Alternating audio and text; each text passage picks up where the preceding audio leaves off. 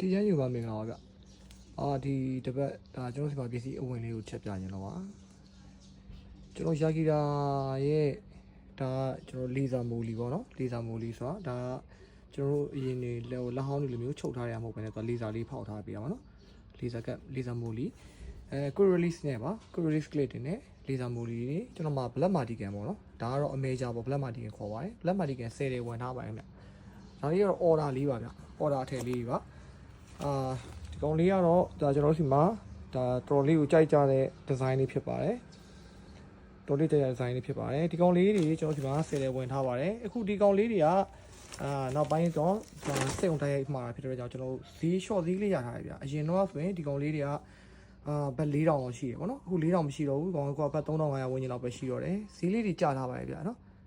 ဈေးလေးတွေကျထားပါတယ်လောဆယ်ကျွန်တော်မှာ10တွေရှိပါမယ်ခင်ဗျဒါမျိုးလေးတွေကြိုက်တယ်ဆိုရင်ကျွန်တော်ဒီမှာမှာလို့ရပါတယ်